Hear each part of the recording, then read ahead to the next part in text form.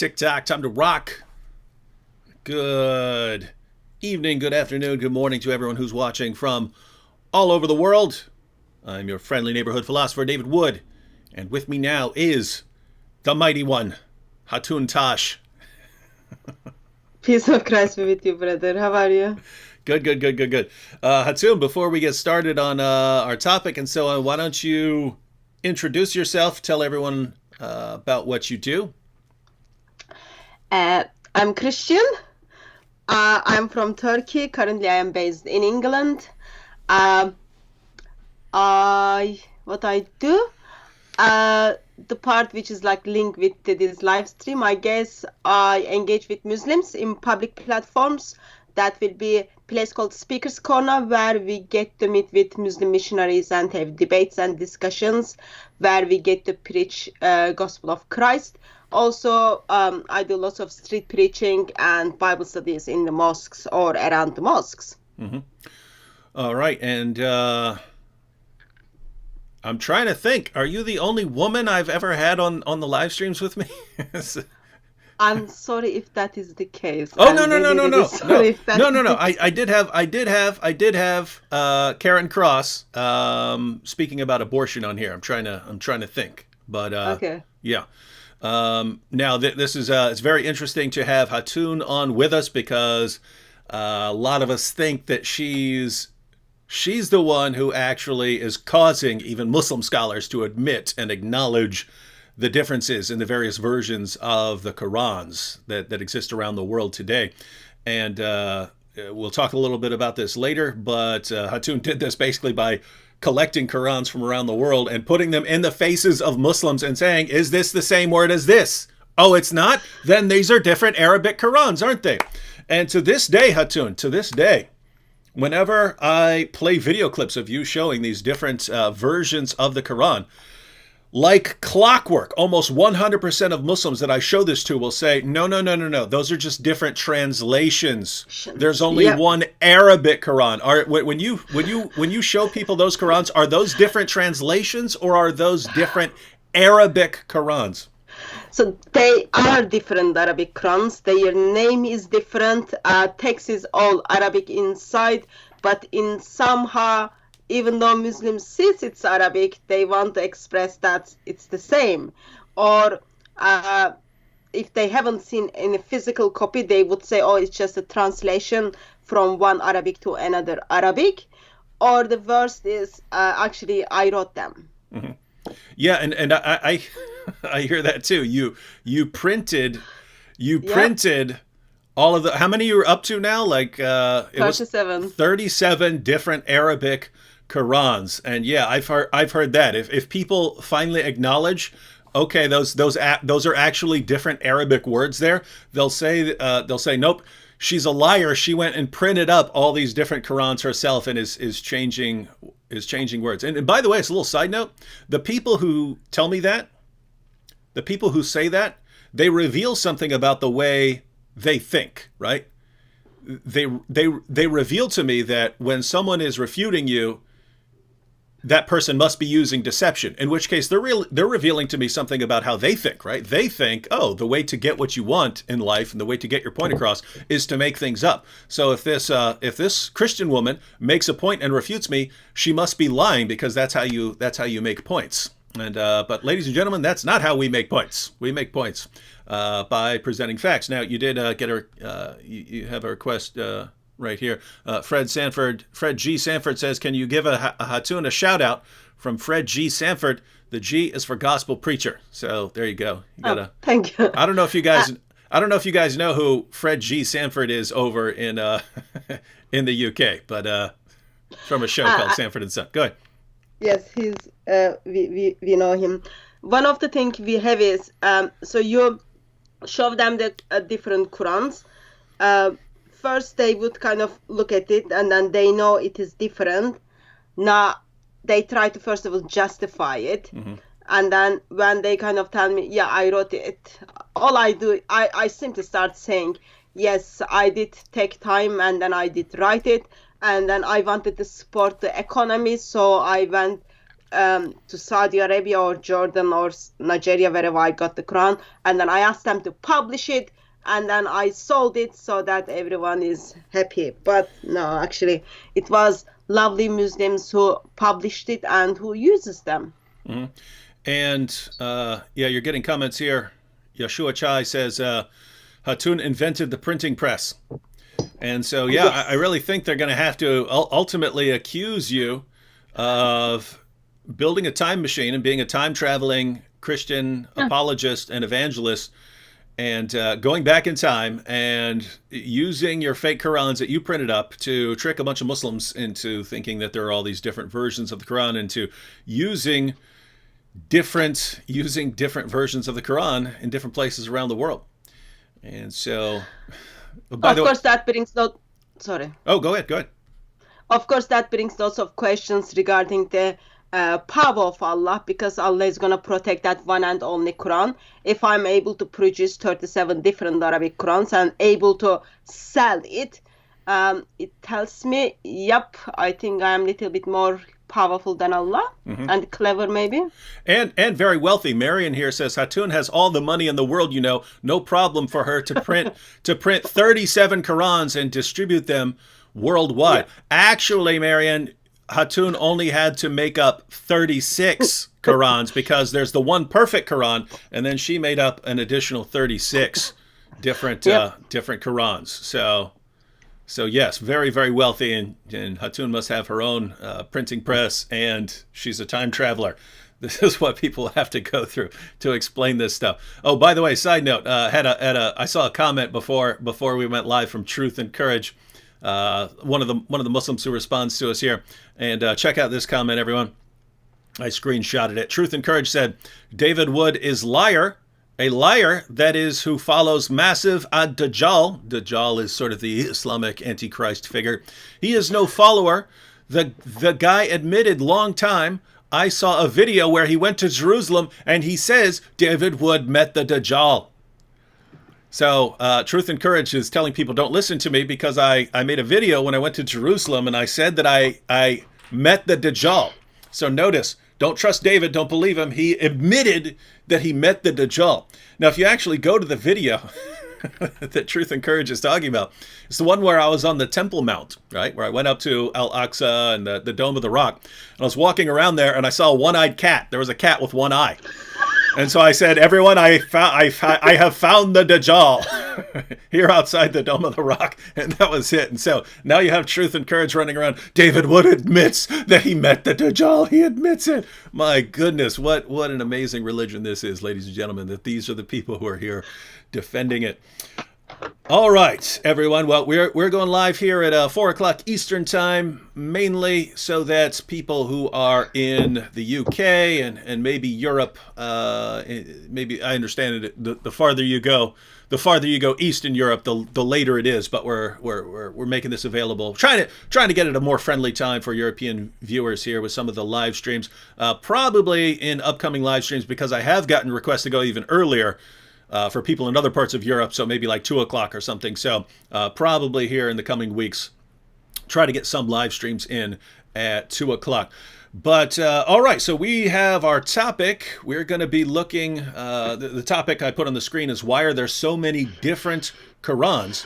And one of the amazing things is that even Shabir Ali is now admitting that there are different Qurans. And as I pointed out, I believe that is because Hatun has been going around putting them in people's faces and saying, look at these different Qurans. They are not the same in Arabic.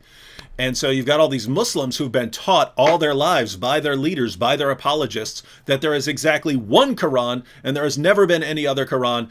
And it has been perfectly preserved right down to the letter. I have an endless supply of Muslim apologetics books by Muslims, right? By Muslim scholars put out to convince people that Islam is true. I have an endless supply of them that say the Quran has been perfectly preserved right down to the letter. There's never been a difference anywhere in the history of the manuscripts of the Quran.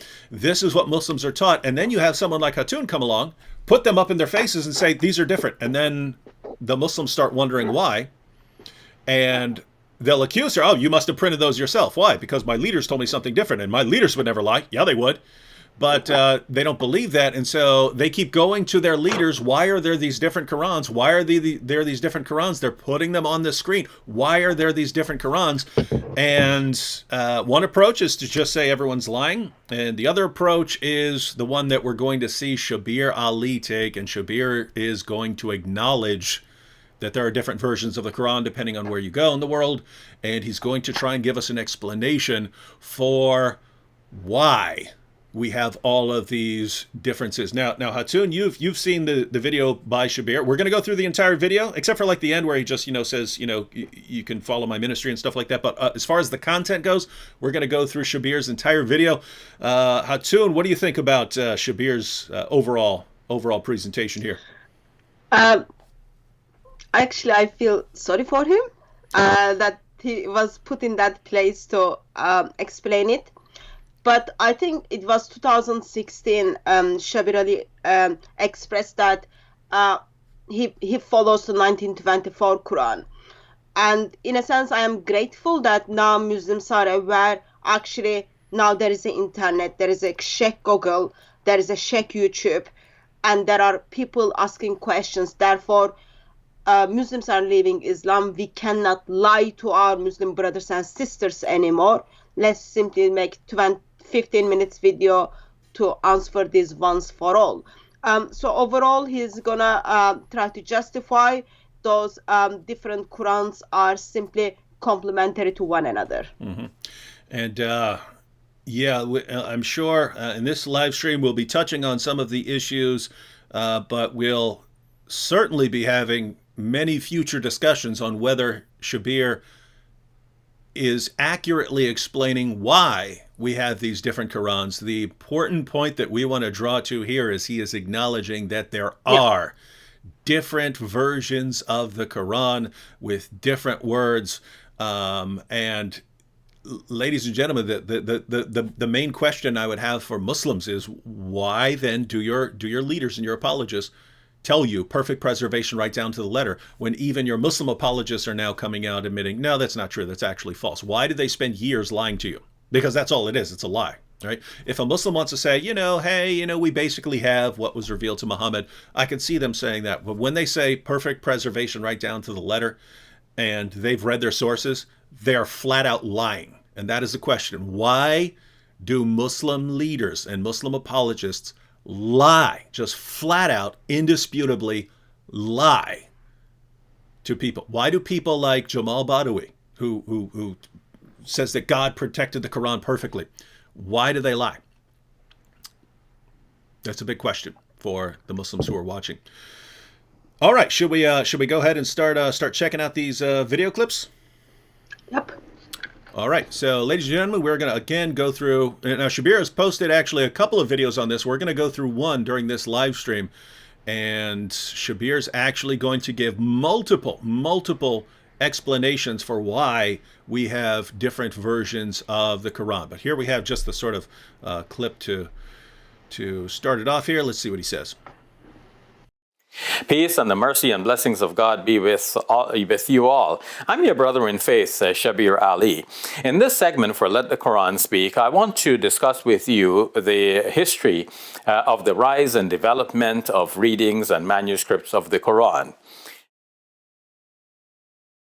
So, Shabir says there, just at the little beginning clip, and I wanted that short clip just to make sure you can hear all of that, right, Hatun? Yeah. Okay. Yes. So you can hear everything Shabir is saying. All right. Yeah. So he says he's going to talk about the history of the Quran. Now, to any Muslim who watches that video and hears Shabir say, right now I'm going to tell you about the history of the Quran, what are Muslims expecting to hear from Shabir? What are they expecting to hear? Quran is well preserved, eternal word of Allah, not even dot changed. Mm-hmm. And that, so the history of the Quran is pretty simple, according to what we hear from Muslims, right? There is one Quran given to Muhammad, perfectly preserved today, dot by dot, letter by letter, sound by sound. It's exactly the same what we are reading. And so it's a very, very simple history of the Quran. Muhammad revealed it to his followers. A ton of his followers, at least dozens, possibly more than 100, they all memorized it word for word from the mouth of Muhammad himself. And there's never been any differences. In fact, Hexitas here expanded upon what we were saying, because I said perfect preservation right down to the letter. Hexitas pointed out perfect preservation even right down to punctuation marks and diacritical marks that weren't even in the original Quran. And why that's really important is I have Muslim apologetics books and Muslim Dawah books that I have books that are meant to convince non-Muslims that Islam is true and that the Quran has been miraculously preserved. And they will say no difference even in the diacritical marks, even those little dots and stuff. No difference even in the diacritical marks. And why that's interesting is, as Hexitas points out, in the original there weren't diacritical marks. So what in the world are you talking about here? They're entire. It's like lie upon lie upon lie upon lie upon lie. So very interesting stuff. But yes, ladies and gentlemen, if the Muslim scholars and Muslim apologists are correct, this should be very simple from Shabir. Ladies and gentlemen, the Quran was revealed by the Prophet Muhammad sallallahu alaihi wasallam to his companions. They wrote it down, memorized it, so that you had two ways of confirming the Quran, and there's never been any difference ever, right down to our time. That's what we should be hearing. But guess what? Christians are saying other things. You'll hear Christians like Hatun and Jay Smith, and they start talking about the 1924 Cairo edition and this sort of thing, and they start talking about the different versions in different parts of the world, and they start talking all this crazy stuff that shows that they're a bunch of liars. Shabir's going to set the record straight, ladies and gentlemen. All right, we ready to go? Yep. All right, let's see what Shabir has for us. Today, most Muslims read the Quran in a text that is referred to as the Egyptian edition of 1924. That's how scholars refer to it. Most Muslims may not have realized that this is the designation for that manuscript, for that text to Muslims in general. This is just simply the Quran. But this is not the only text of the Quran that is read throughout the world.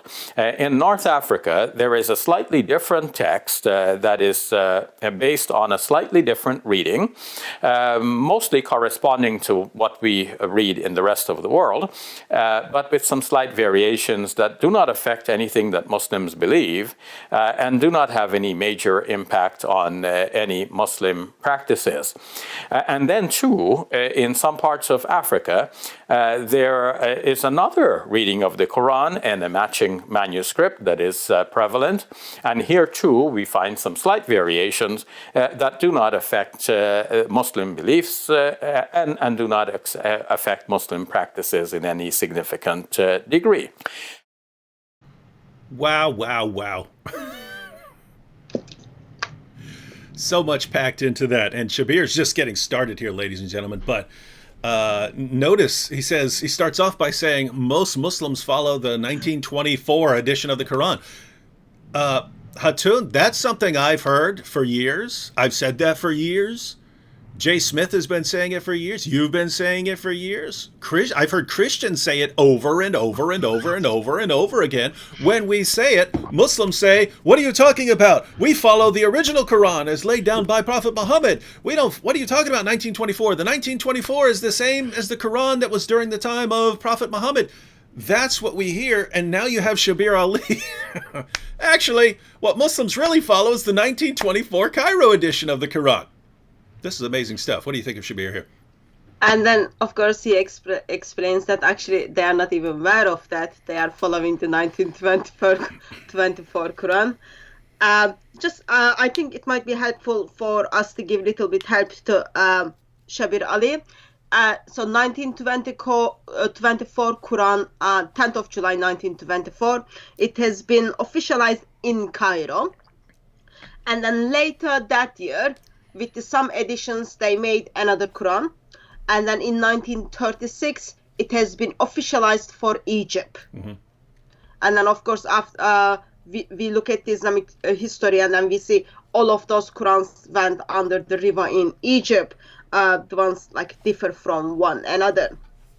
it is said that seriously Muslims are trying to hide those basic informations from other Muslims, especially those who has platform. I think that's just simply deception. I grew up with knowing there is only one perfect Quran, and even at Speaker's Corner, where you get to meet Muslim missionaries, they still make the same claim. There is one perfect Quran, and the current Quran we are reading is taking us back to Muhammad.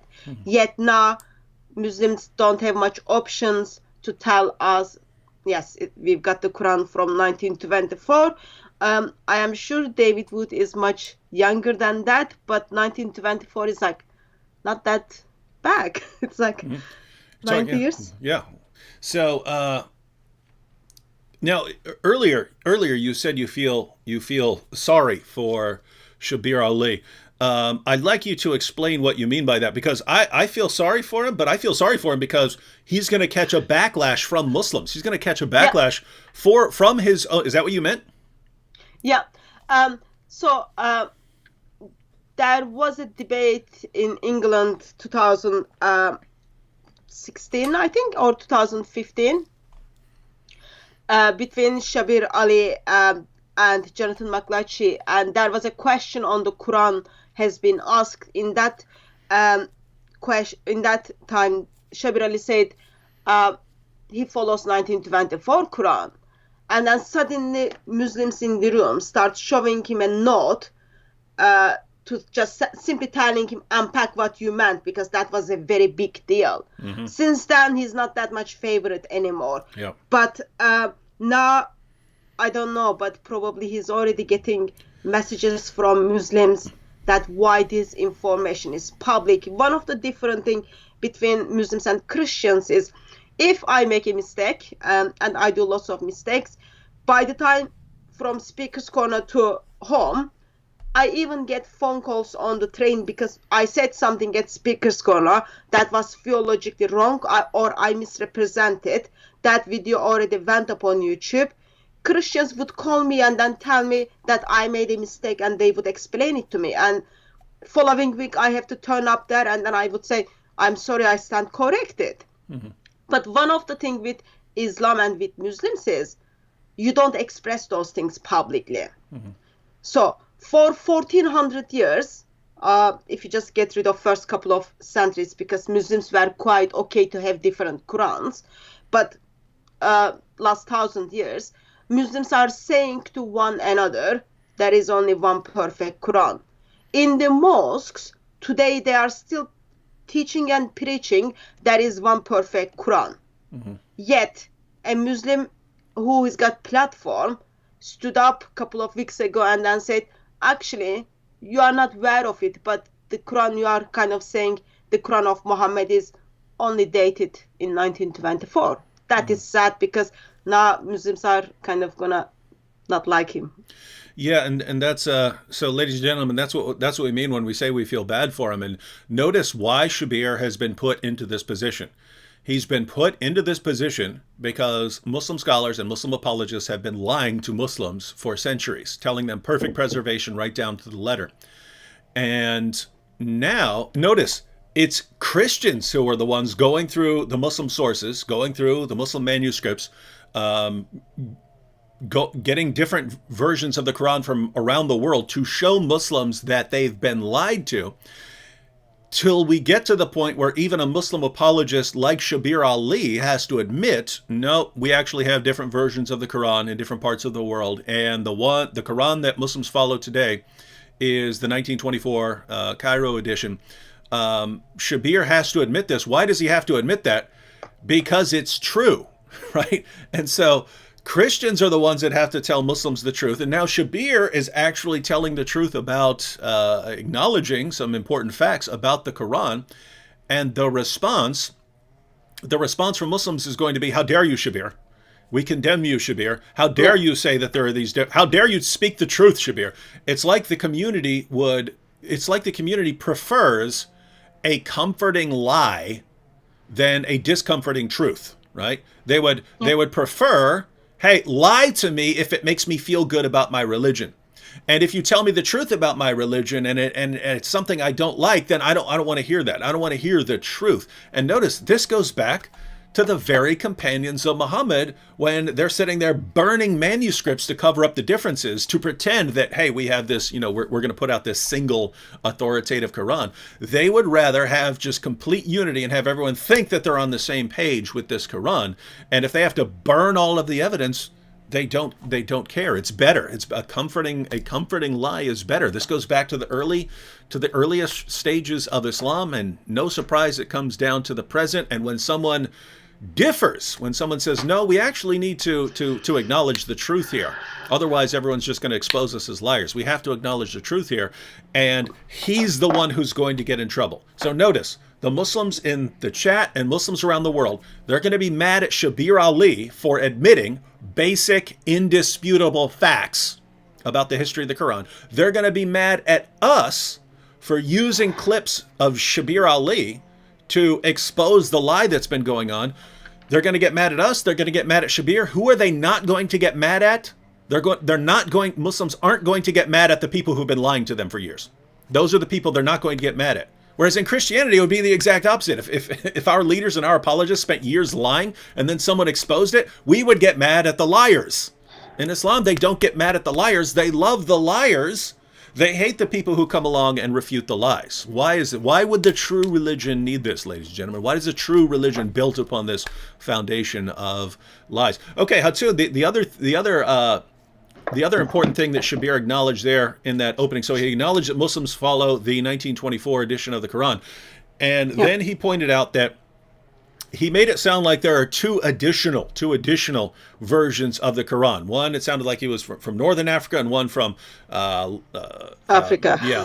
Somewhere mid-Africa or something like that. He's acknowledging that there are these two alternatives, and there are differences. There are different versions. They're different Arabic, but they're basically the same thing. You don't get a different version of Islam from them. Now, is that the complete story, or are there even more than those two extras? That's little bit of introduction of the story. But I just want to kind of share something. I know this is not linked with the topic, but hopefully it will help audience to kind of see how serious it is. On Sunday the 17th of May, I had a Skype meeting with someone from Saudi Arabia, a Muslim who has been there for all of his life. He went to Kaaba. He spent lots of time around it. He even drank Zamzam water. And a couple of years ago, he comes across with some of YouTube videos, and then he starts following things up. And on the 17th, when we talk, he was simply screaming at me why Christians are telling him that Islam is false. So for a couple of years, he's been checking the informations Christians are putting there, and he's got access to the informations. He checked it out. He's convinced that the information is given by Christians to Muslims are correct. Now he's upset and he's screaming, why are you telling me this? Instead of like calling his imam or his sheikh and then saying, why have you lied to me? He's screaming at Christians, why are you giving me this truth information? That kind of in a sense shows us, they've been lied, and when someone figures out they've been lied, then it is very hard for them. It is very hard for them to move one step forward and then say, there is something wrong, and then I need to act for it. Or you can pick the other option and then say living under the lie is very easy. Mm-hmm. Yeah, so, it's a choice up there. Yeah, so notice everyone,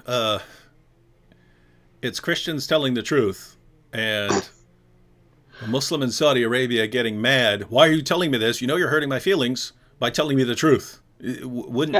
I would feel much better if you kept all these facts and true statements and refutations away from me. I just want to hear the truth from I just want to hear lies from my Muslim leaders because it feels good. What a religion. What a religion that relies on this. All right. Anyway, on Shabir Ali. Yes, Shabir Ali expresses there are two different Qurans out there alongside of 1924 Quran. One of them, he says, from North Africa, that is identified as the Warsh Quran. And Warsh is someone who preached in Muhammad's mosque in Medina for 4 years, approximately 100 years after Muhammad. That's the kind of Quran attributes to him. And then other Quran, he doesn't give us the name. He says it's in Africa. I think he's talking about the Duri Quran. But that's only 2 out of 37 which I have.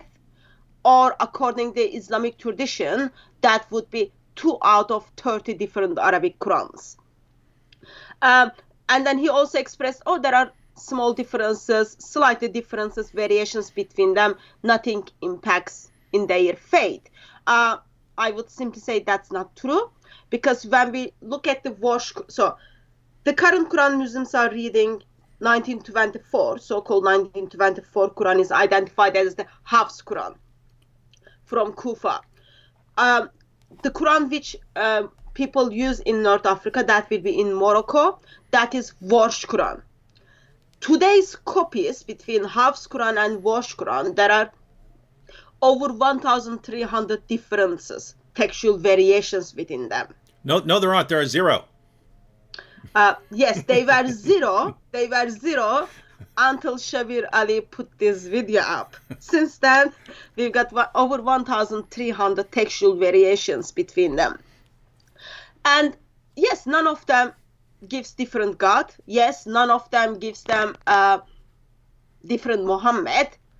But those variations affect the life of Muslim when it comes to their practical life, such as first of all, like, I think for me it doesn't even need to go to there, because dot by dot, letter by letter, sound by sound, word by word, it's supposed to be the same. But what we have is here, when you compare those Qurans, you kind of have to sit back and then say, actually, I don't know when and how I need to do wudu if I follow the Quran in Morocco or if I follow the Quran in England. That's the issue. And like currently I've got 37 different Arabic Qurans. I haven't went through them all, but so far I've got over 90,000 textual variations between them. And that is sad reality. 90,000 textual variations in a book in which there are 0. That's the That's the real miracle of the preservation of the Quran. I made an article on that. Was probably over 10 years ago, and I wrote the article. It was titled something along the miracle of the preservation of the Quran. And the miracle, I said, is that the Quran has all of the features of a book that's been changed over and over and over again, and yet it's somehow never been changed. That's the miracle, right? It has all the features, all the characteristics of a book that was just passed on by human beings, in which case human beings make mistakes, human beings make changes, and it has all the characteristics of a book that was passed on by humans and that was changed over and over and over again, and yet it's somehow been perfectly preserved, even though it has all the features of a book that's been changed. And so that's the real miracle of the Quran there. And so you're saying that you've acquired tens of thousands of Quran variants in your 37 different Arabic versions of the Quran. And ladies and gentlemen, that right there is why Muslims like Shabir Ali are being forced to acknowledge it. And so notice, going back to why, Shabir Ali is going to get in trouble over this. Shabir's going to get in trouble over this, but from Muslims, not from us. We think it's a mark of integrity to actually acknowledge certain facts. But Shabir's going to get in trouble for this, for acknowledging this, when I think Shabir's thinking long term, like how long can we just keep denying this? How long, when Christians like Hatun are coming up and putting the Qurans in our faces, how long can we keep saying, nope, perfect preservation right down to the letter? And Shabir is acknowledging this. I think Yasser Qadi is realizing this, and they're realizing we can't just keep saying perfect preservation right down to the letter. It's not going to work. But again, Muslims, I don't know why. I don't know why this won't affect your confidence in your leaders and apologists in any way, right? It's like, because I see this in these live streams, right? You'll hear something from your Muslim apologist. You'll come here, use it in the chat. It'll be completely refuted and destroyed. We'll expose your leader or your apologist as a complete liar. And then you'll come back the next day with your next claim from your Muslim apologist, the next thing you heard from your Muslim apologist, right? And we'll expose that as a lie. We could do this 487 times, showing that your leaders are just flat out lying to you, and you'll keep mindlessly believing anything they say. And so notice here, again, you can go to almost any Muslim apologetics book, any Dawah book, it'll say perfect preservation right down to the letter. When you open up that book and you read that, and then you hear even Shabir Ali now admitting, nope, there are different versions of the Quran, definitely has not been perfectly preserved. How do you not say, well, I don't trust those guys anymore? If they were telling me lies about that, why am I going to trust them about other things? How does that not enter your mind? That would be the first thing that, if I were a Muslim, that would be the first thing that entered my head. If they were lying to me about that, everything they're saying is under investigation as far as I'm concerned right now. Another thing is, one of the other thing has been recently done is, I don't know if you are able to see the book I am holding. So this is the new book came out, identified as the British translation of the 10 Qiraat of the Noble Quran. So this book simply tells you, yes, there are differences in the different Arabic Qurans, and then author says actually those differences are changing meaning of the word and the sentence. And then he puts together the English translation for everyone to see. Yep, there are differences. And it is put together by Muslim. Mm-hmm. All right, so from that first clip of Shabir, apart from his little intro, from the first actual content clip, he's already acknowledged that Muslims are following a particular Quran, the 1924 Cairo edition, so less than 100 years ago. And he acknowledges that there are two different versions of the Quran that are different from that version, the 1924 Cairo edition, and they're in Africa. So Shabir has acknowledged both of these. Quick comment here. I'm assuming this is a joke. The name is Three Idiots here. But he says, Quran is the only religious book in which God himself took responsibility of preservation. Bible never make such a claim. Isn't that enough to reject Bible? There are so many problems here. That's why I'm assuming this is a joke. If you're saying the Quran takes responsibility for perfect preservation, well, then the Quran is false, because we've seen that the Quran hasn't been perfectly preserved. Second, if you're saying the Bible never makes such a claim, what, that God is protecting the scriptures? Of course it does. And finally, that if you're the problem here would be the Quran, which you say has been perfectly preserved, says that God says that God has protected all of his scriptures, says that no one can change his words, says that he revealed the Torah and the gospel, that no one can change his words, and that the Torah and the gospel are still authoritative. So if we were to reject the Bible, we would have to reject the Quran as well. So again, I'm assuming that Three Idiots is joking here. All right. So should we go on to the next clip from Shabir? Yep. All right.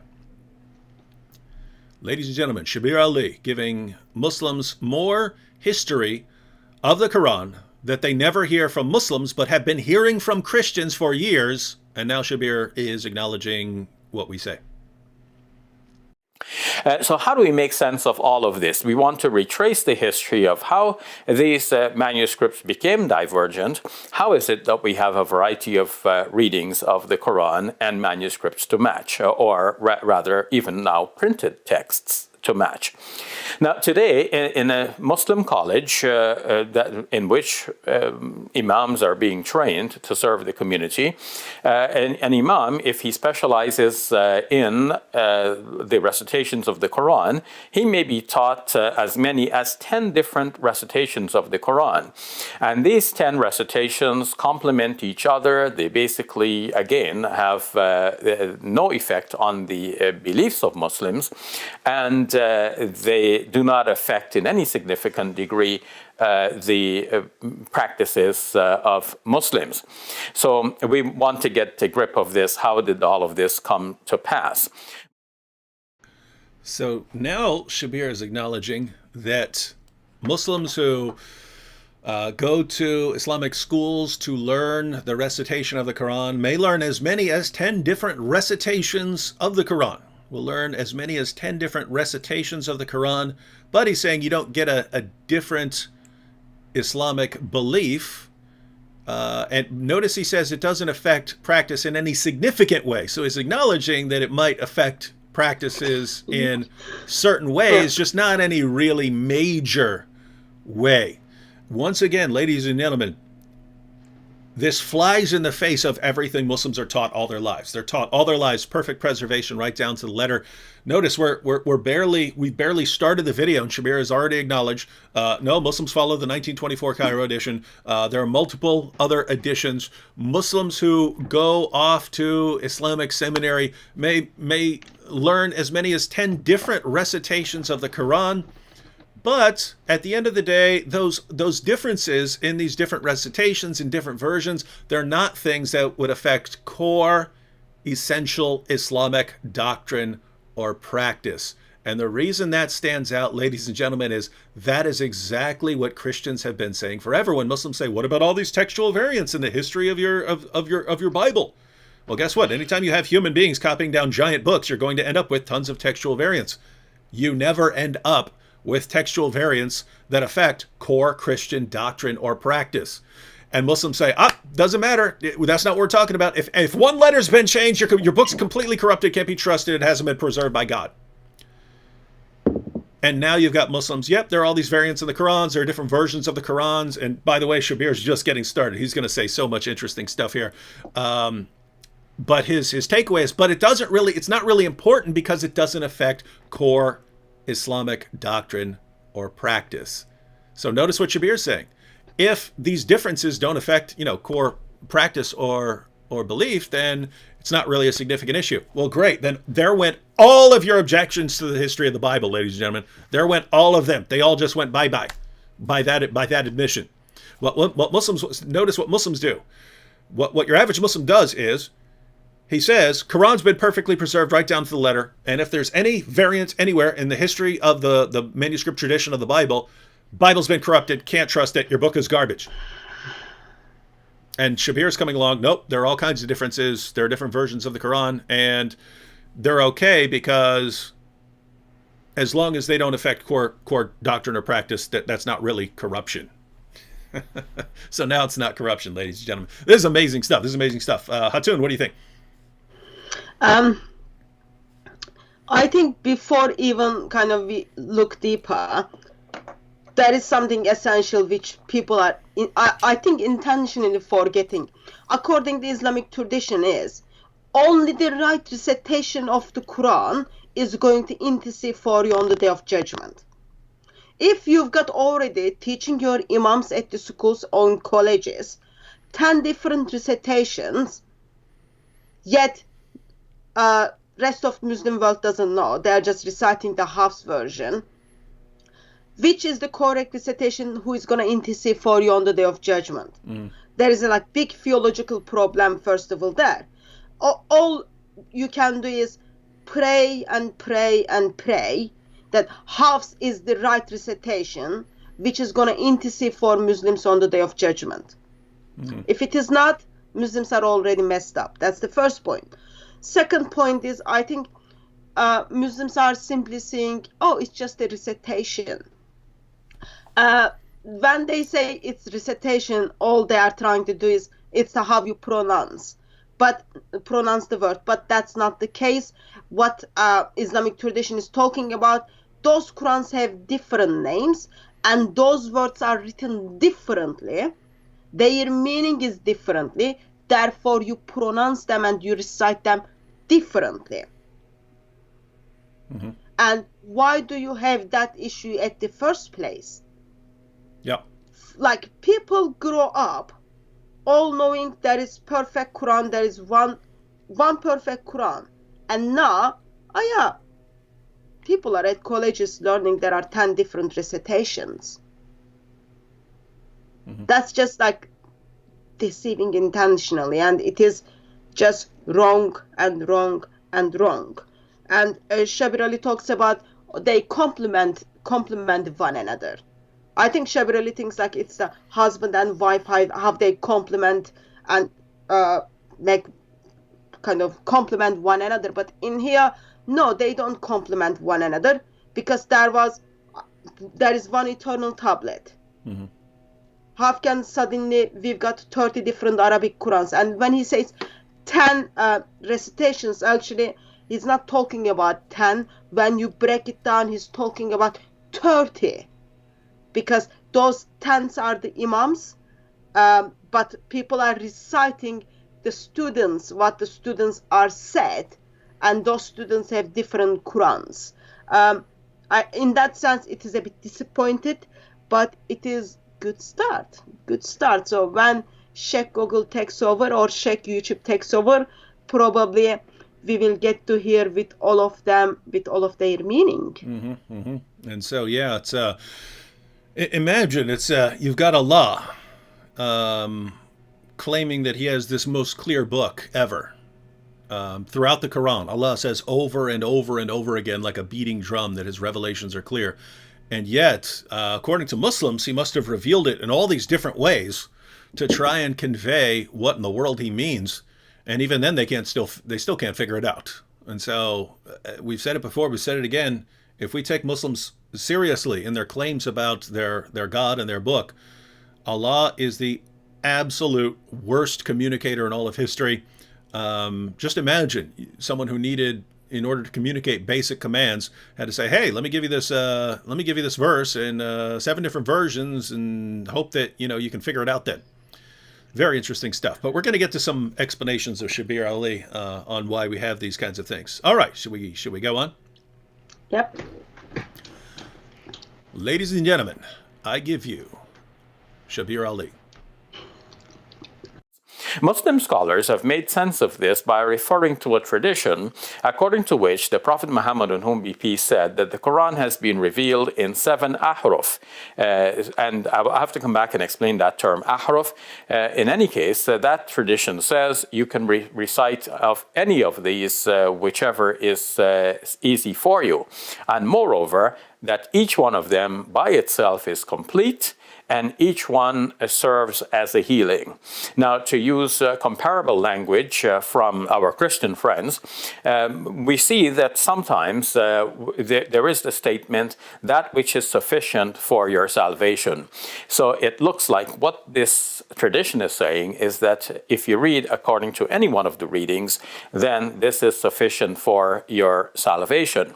And with this in mind, it gives great comfort to the average Muslim knowing that you can read just one of these readings in one text, like, for example, the 1924 Cairo edition of the Quran, and that is sufficient for you as a book of guidance. It is sufficient for you to have salvation, because, again, the various readings do not change anything that Muslims believe and do not affect the practices of Muslims in any significant degree. So, what do you think of that, Hatun? I'm going to pull up a comment here, but go ahead. One of the things I learned is people believe if you say same thing, and even if that's not true, again and again, everyone will believe that, and people will remember that. So Shabir Ali is saying, none of it's going to affect your eternity. It is sufficient for your salvation. It's all good. And he's expecting everyone to remember that. Therefore, just be confident in the Quran, which one you are reciting. But my basic questions would be, if have you noticed Muslim scholars are thinking that it's not Muhammad, it's not how Allah said, it is the Muslim scholars are trying to argue and trying to figure out how we can justify, now we end up having different Qurans. Mm-hmm.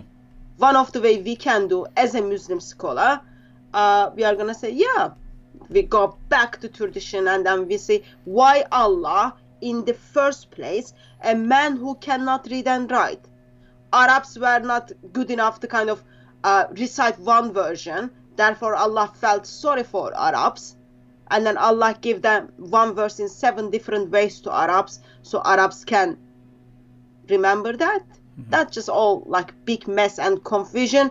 And also Muslim scholars simply says actually Aruf has nothing to do how Quran is given in 7 different ways. That will be it. I think follow up the video he will be expressed that this is all Aruf given in one. Yeah, I think he goes on to say we scholars don't even know what the ahruf are, which is amazing because Allah reveals the Quran in these different ahruf, and you can ask 10 different Muslim scholars what the ahruf are, and you get 10 different answers. They don't even know. They don't even know what these things are.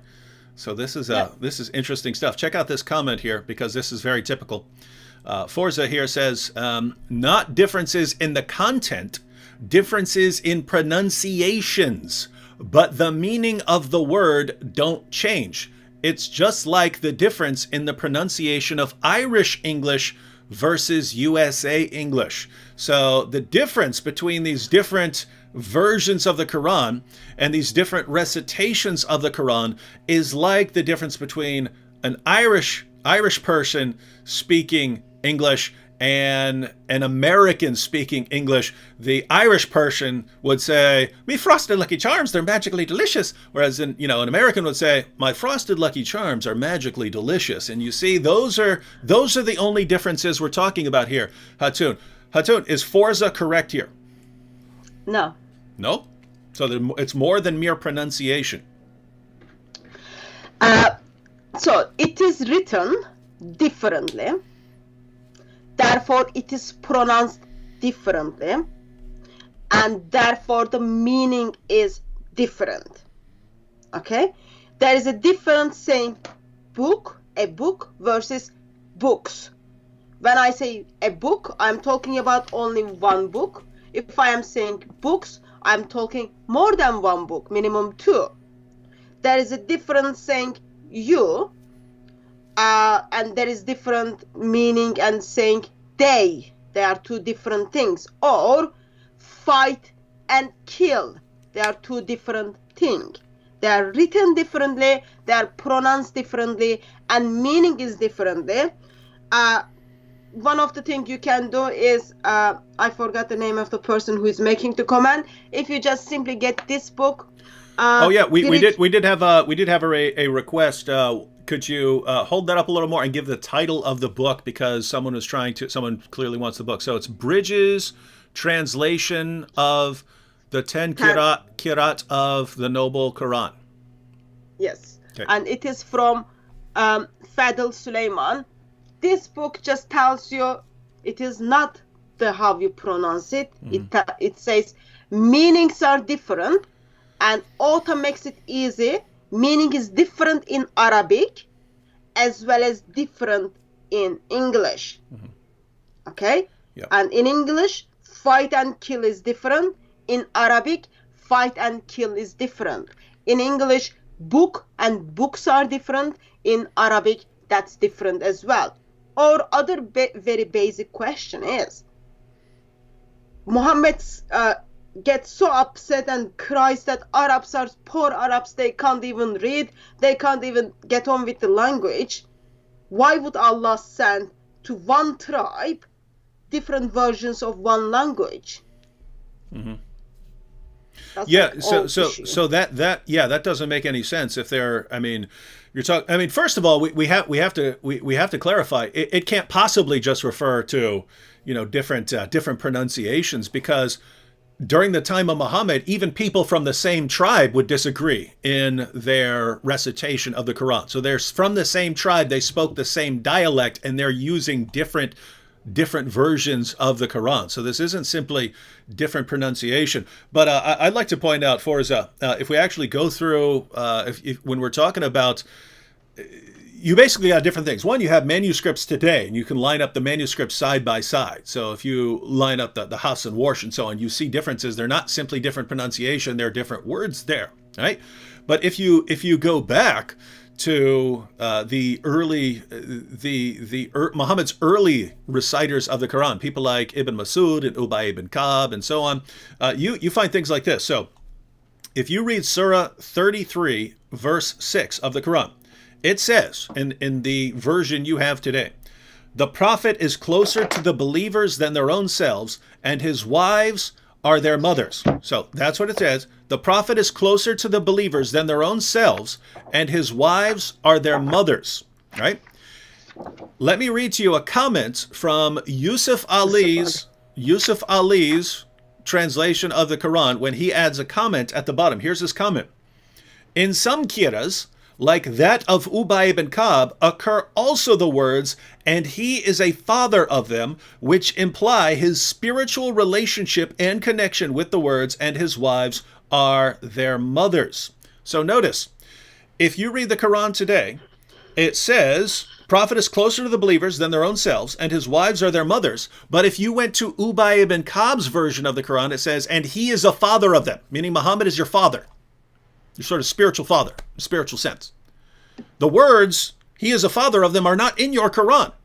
They were in Ubay ibn Ka'b's edition and a couple other editions, a couple other versions of the Quran. So, I feel, I'm shocked that we even have to say this.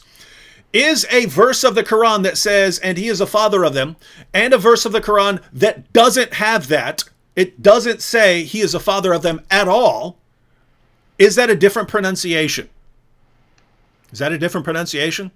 One has the words, and he is a father of them. The other doesn't have the words, and he is a father of them. One has this phrase, one doesn't have the phrase. Is that a different pronunciation? In other words, if you go to Ireland and they say, and he is a father of them, and you come to America and we pronounce it differently by not saying anything, are those the same things? Are those different pronunciations? Or are those different words? Forza. I'm saying Sforza. Notice, it's so frustrating.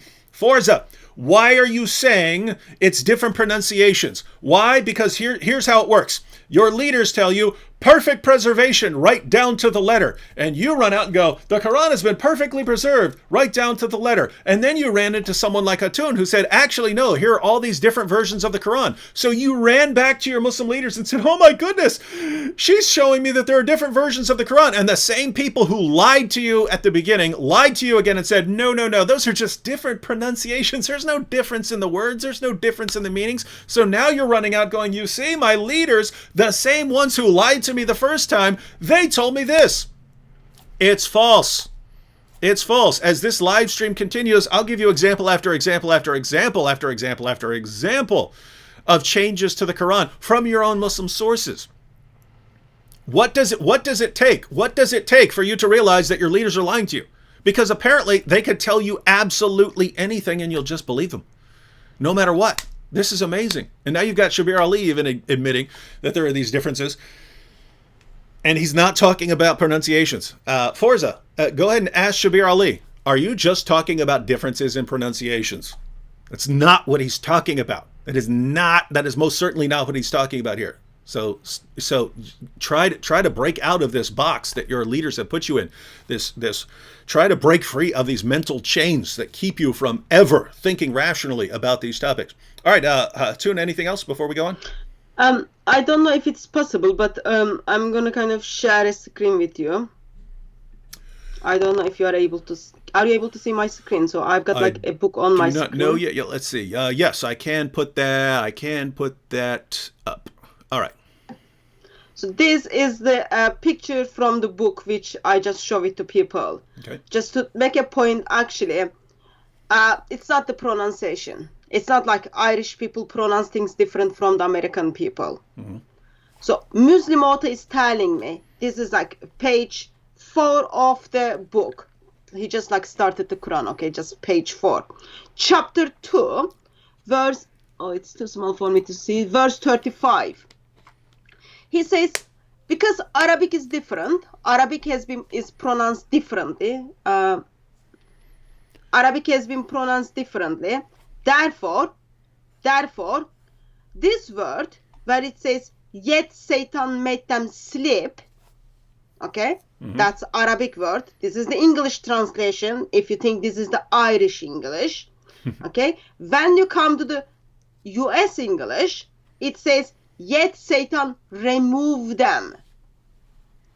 So your Muslim scholar thinks actually that it does change the meaning. It is not just Irish pronunciation versus US pronunciation, it does change the meaning.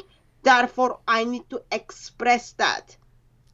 And then he tells me, which Quran is that so? It's not even Hafs Quran or Warsh Quran. It is in Hamza's Quran. And you haven't heard that because your Muslim scholars did have not chance to explain you to that. So in Irish, while you say, Satan made them sleep, you move to the US and then you say, Satan removed them. And when you look at the context, actually there is a theological issue there. But that is just the pronunciation from Ireland to US. Change the meaning of all. If you are able to not share my screen now, I'm gonna kind of get rid of that, so I don't want all of my files to be on YouTube. You're good. Okay. It's back to us. Okay. All right. So notice, ladies and gentlemen, Muslims keep coming with what their leaders tell them, and over and over again, what their leaders tell them are lies.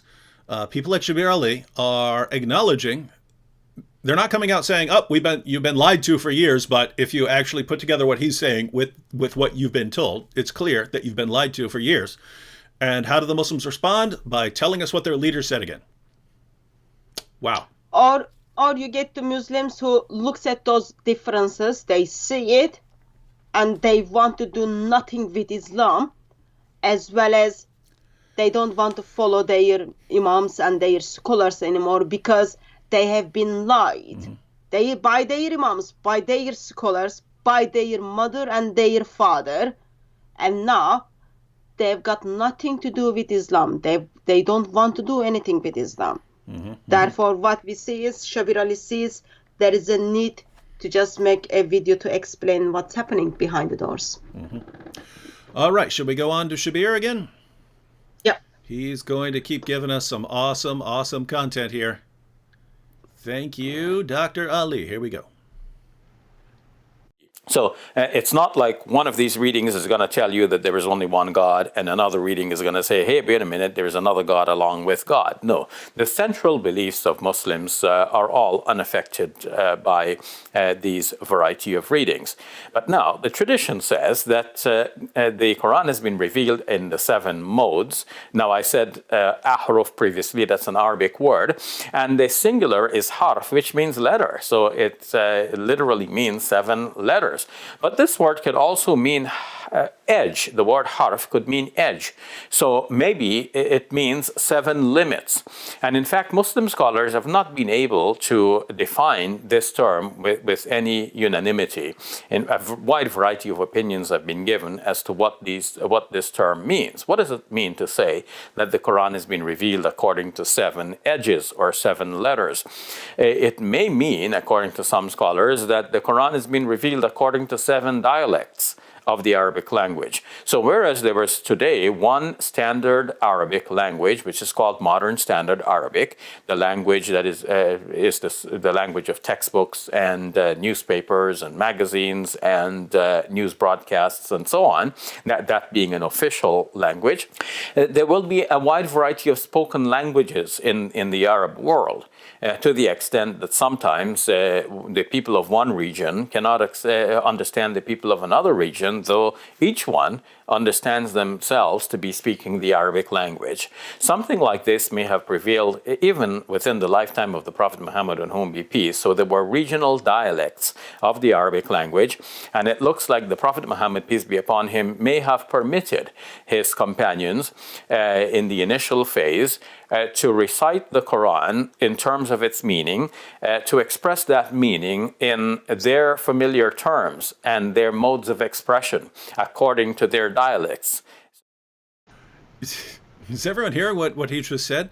So Muhammad may have permitted the people from these different areas who spoke different dialects of Arabic, who couldn't understand what each other were saying, and he may have permitted them to recite a Quran in their familiar Arabic dialect and their own expressions and so on. By the way, again, he's just getting started here. He's going to keep giving more explanations of why there are all these different versions of the Quran. But yeah, so just starting there. Notice he also said, the word harf, it can mean letter or it can mean edge. Muslim scholars don't agree on what these huruf are. One suggestion is that it's dialects. Again, that doesn't make sense, ladies and gentlemen, because even people from the same tribe who indisputably spoke the same dialect were reciting different versions of the Quran. So this, I would say, it can't refer to dialect. It has to refer to something else. But notice what Shabir is saying here, right? You've got all these different versions of the Quran.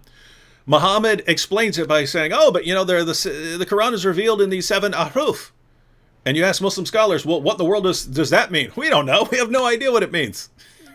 But it's been perfectly preserved somehow. Yep. And believe whatever we say. Any thoughts on this, Hatun? Whatever it meant, it is said that like Muslims don't even know what it meant.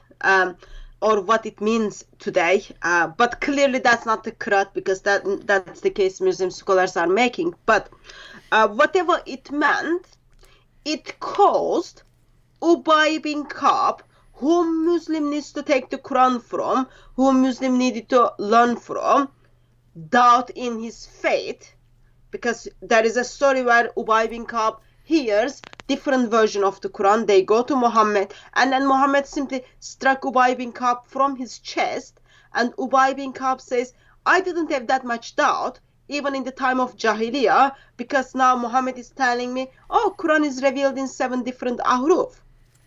And then you've got similar story with Umar, father-in-law of Muhammad, and Hisham, who are from the same tribe. They are reciting the Quran differently, where Umar wants to grab him joining his prayer. But good guy, he's like patient. He waits until the prayer finish. Both of them go to Muhammad. And then by that time, Muhammad never told anyone, "Oh, by the way, Allah is giving me the Quran in 7 different ways." That's the first time Muhammad just explained the whole world. Mm-hmm. Yeah, there is Quran in 7 different ways. And he simply kind of says, yeah, Allah wanted to make it easier for you. Mm-hmm. Yet, today Muslims are saying, oh, maybe Muhammad might do that. Muhammad might imply that, or it might be dialect. I think it all questions what kind of God you worship and what kind of prophet you follow. Yeah, and notice the reason, so Muslims are taught perfect preservation right down to the letter.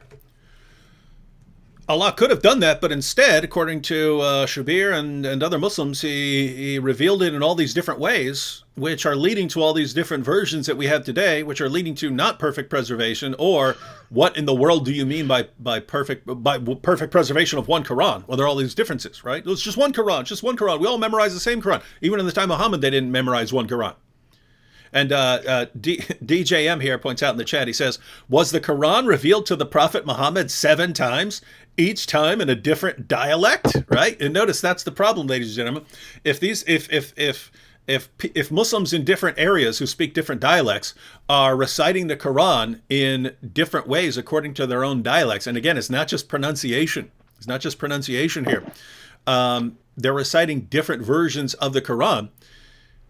Does that mean that when Muhammad received, let's say he was receiving some verses from Surah 2, does that mean he receives them and he goes, okay, here, I've received a revelation, here it is in our dialect. Okay, now I'm going to recite it again in a different way, and that's for this other group over here. All right, now I'm receiving it in the third way, and that's going to be for those people over there. And now I'm receiving in the fourth way, and make sure you pass this on to those. And now, okay, there you go, all 7 ways. Now there are all 7 ways of that revelation. Now I'm receiving the next revelation in 7 different ways.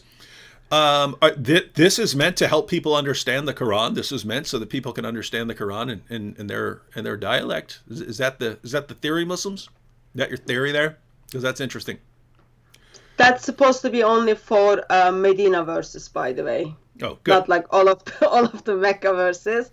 And if you think practically, like background of this thing, it talks about Muhammad was begging Gabriel, oh, my old people, I've got like old people, young people, old woman, young woman, and they're not able to learn it in one way. do you mind? Please be extra kind and then give us different versions. And then they do bargains, and then Angel brings it in 7 different ways. Mm-hmm. But as that happens, you kind of would say, okay, if people are already not able to learn things simple, if people are old and you've got lots of issues, you want to keep everything simple. Mm-hmm. 1 + 1 makes 2. You keep everything simple. You teach people in one way. Even when you are teaching something in the class, you don't say, okay, guys, this is the how we add the numbers way 1, way 7. Or way 7 is for people in the future who is gonna come and then put that together. But whatever happens, let's say, okay, Muhammad and Gabriel was very good. They did the bargain, and then Quran came in 7 different ways. Uthman steps in 650s and then says, no, we are gonna put that in dialect of Qurayshi, if it is the dialect. And then Uthman makes it 1. Then how come we today end up with you are teaching Muslims 10 different ways in the Muslim schools, Muslim colleges? That's already another question. Mm-hmm. So now Muslims are memorizing 10 different recitations of the Quran because these early dialects complement each other in their pronunciation. So it's just like again, it's just like reciting it in English and with an Irish accent as well. So according to what the Muslims have been claiming now, what Shabir is really saying is that Muslims go to their Islamic seminary and they memorize the Quran in 10 different recitations. And it's just like 10 different accents, right? So one will recite it with an American accent, and the next will recite it with English, but with an Australian accent. And the next one will recite it with a British accent. The next, with an Irish accent, and so on, and down the line. And they have to memorize all these different accents. Guys, do you even hear your defenses of the Quran? Do you know how this sounds to anyone who isn't mindlessly stuck with this perfect preservation theory? It's ridiculous. It's ridiculous. It's always been ridiculous. You just don't realize it. All right. Should we check out another clip? Yep. All right. Back to our good friend, Shabir Ali. So we must now think back to that time and how it is different from our present time.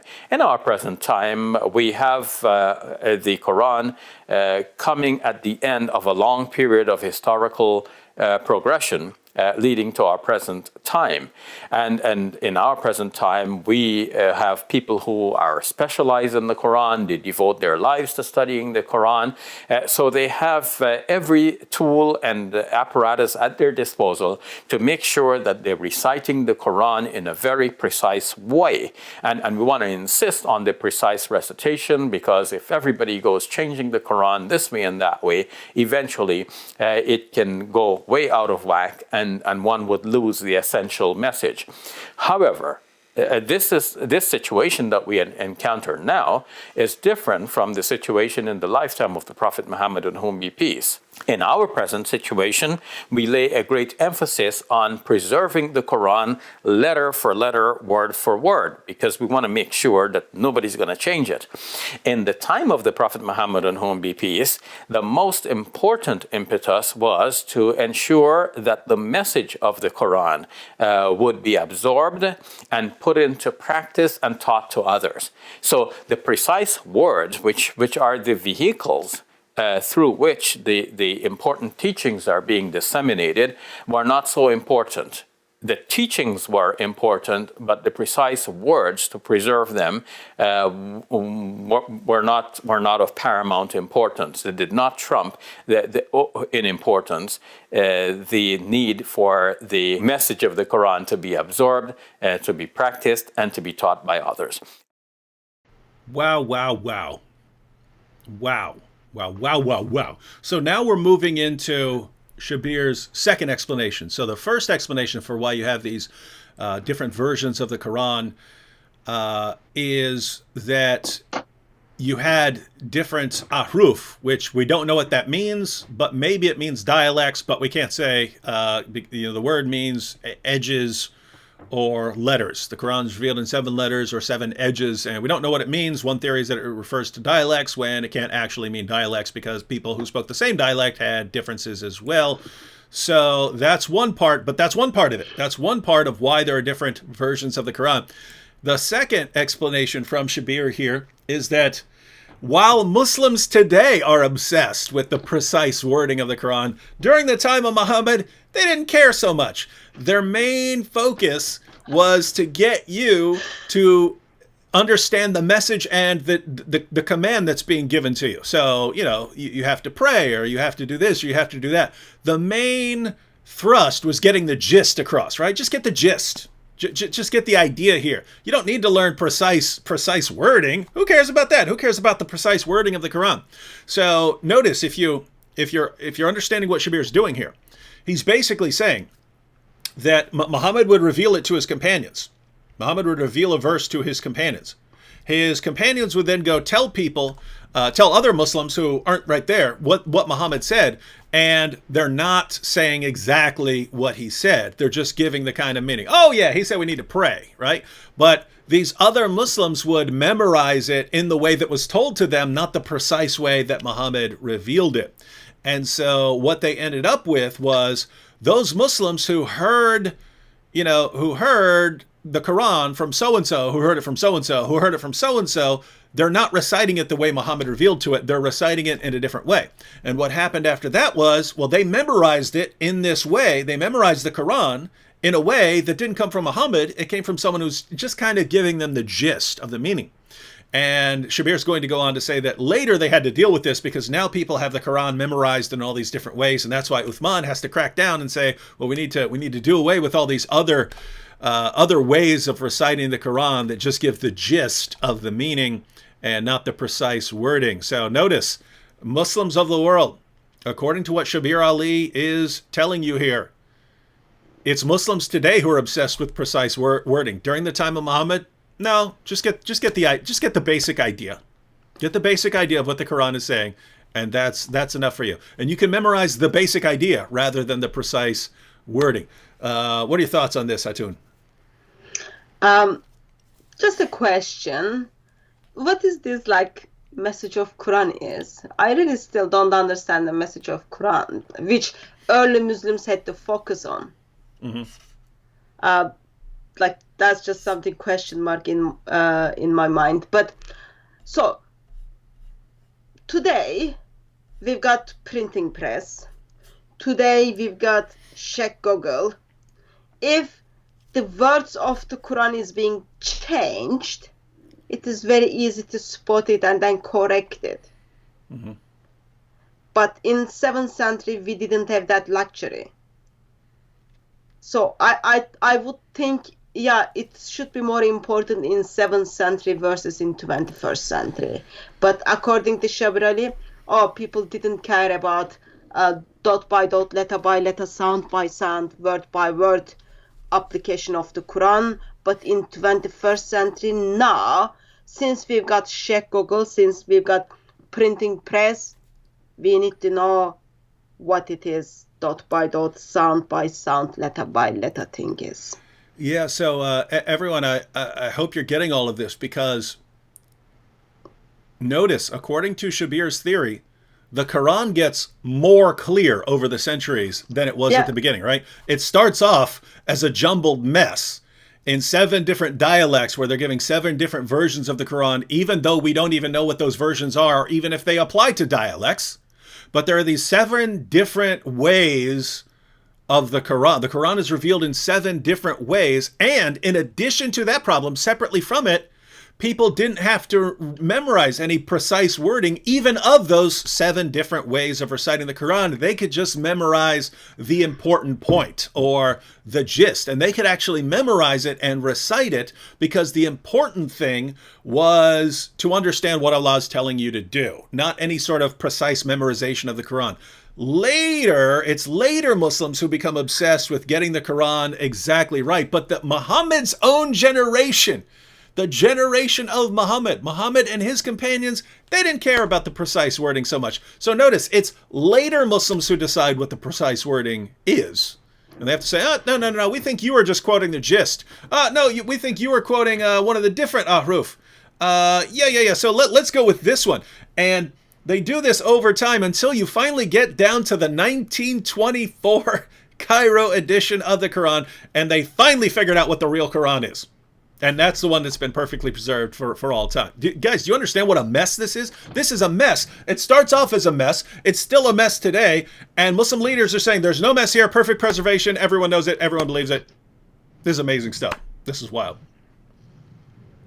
Just also point out that when it talks about they were focusing on the message of Islam, as they were focusing on the foundation of Islam, that was how to do your prayer and tashahhud and the Quran. Mm-hmm. So Quran was part of that, according to Muslims. But it all messed up. Of course, Muslims have to defend. No, it's perfectly preserved. It is all complementary to one another, because if it is not perfectly preserved, that means Allah failed. Mm-hmm. That means Islam is failed. That means you have to give it up. That goes under that logic. Mm-hmm. We have a comment here. It says, Shabir Ali is on the Israeli payroll. He is lying for money, according to Anonymous Ali on my channel. So Shabir is now being accused of being on the Israeli payroll for saying, notice. I thought that was you in the beginning. Notice the Israelis so now the Israelis are paying Shabir Ali to tell Muslims the basic facts about their Quran. So now the Israelis are in on telling Muslims the facts about the Quran, because Muslim leaders just won't do it. Muslim apologists won't do it. The Muslim leaders and apologists will only lie. And so now the Israel is paying Shabir Ali to speak the truth. This is awesome stuff. All right, should we go on? Yep. All right. Shabir keeps giving us. Shabir is the gift that keeps on giving here. And in fact, if the Prophet Muhammad, on whom be peace, had insisted on his followers that they should pay due importance to the wording of the Quran, to get every letter and sound correctly, then that may have detracted from the focus on getting the message across and implementing that in the lives of new Muslims. So with all of the challenges that the community faced in that early phase, it was important for the Muslims to focus on the meaning and the message and to circulate that. So one Muslim would go tell another one, look, we got a new teaching in the form of the Quran. The other one is asking, what does the Quran say? And then he repeats the saying and the teaching of the Quran without necessarily getting precisely the same words in which they were first delivered by the Prophet Muhammad, on whom be peace. So there was this period in which Muslims had the opportunity to teach others the Quran without insisting on the precise words. But then it came a phase when, if we allow this to continue ad infinitum, you can imagine that somebody gives it in their own words, and then somebody else gives that new summary in their own words, and then the third person gives it in their own words. Then eventually the whole message can become diluted. The original words will be lost. So now Shabir has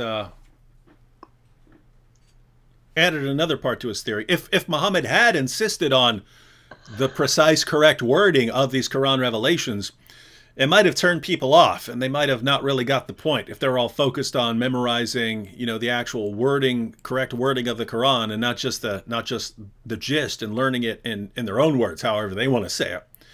And so it would actually have hurt the Muslim community if there had only been just one Quran and they had focused on precise wording. And so he had to let them slide on this, but you can't let that go on forever. So eventually someone has to crack down, and that's going to be, of course, Uthman and his merry band of scholars. But notice the theory. In order to get the point across, it was more important to get the sort of meaning of the verses rather than the precise wording. So Muslims focus on just learning the meaning of the revelations, and memorizing them, memorizing the meaning, so they could have it whatever words they wanted as long as they get the correct meaning, the correct teaching, right? And so that's how they're memorizing it. But you can't keep that up forever. That's how Muhammad's generation did it, but you can't just keep doing that, right? They've got these 7 different ways of reciting the Quran, and they're reciting just the meaning and so on, and all that's fine. You can't insist on precise wording. But later Muslims realize you can't just keep doing this, otherwise, these people are going to come up with their own, they're going to say it means this, and then the next group's going to say it means this, and so on, and you're just going to end up with a big mess. And therefore, we need to figure out the precise wording later, after the time of Muhammad. What do you think, Hatun? So, Umar, Hisham, Ubay bin Ka'b, when they were getting upset with one another regarding the way they were reciting the Quran, actually that was not even the case. Just when Muhammad struck Ubay bin Ka'b from his chest, he was just like, I don't know, maybe practicing if he's powerful, that Ubay bin Ka'b gets sweat or not. It has nothing to do with the way they were recitation wasn't even important. Recitation wasn't even important when Umar wanted to jump over other person during the prayer. But suddenly recitation becomes so important only 20 years after the death of Muhammad, because of the recitation, Muslims were calling other Muslims kafir. Mm-hmm. Within 20 years, Muslims understood, yup, that is very serious now, that dot by dot, letter by letter, sound by sound needs to be practiced now. Therefore, he gets rid of all the Qurans, he orders everything to be burned, and then recitation suddenly becomes so important, word by word, dot by dot, sound by sound, letter by letter. He sends 9 Qurans with 9 people who know how to recite it to the different places. And something happens within approximate 6 years after that. Ibn Hajjaj suddenly does the same thing. So recitation becomes so important within 20 years. Yet it wasn't important for Muhammad. Therefore, I would put together Uthman had more power over the word of Allah than Muhammad. And it is the same. Today's Muslims, they are screaming that Quran is dot by dot, letter by letter, sound by sound, exactly the same. And Imams are spending lots of years in Muslim colleges to learn that 10 different ways of reciting the Quran. Yet it was revealed in 7 different ways. But anyway, so they're learning in that 10 different ways. And it takes a lot of time to memorize that and learn it and keep in your mind. Yet it was not even important to Muhammad. Mm-hmm. Yeah, and I want to add another problem here, because notice, ladies and gentlemen, one, you have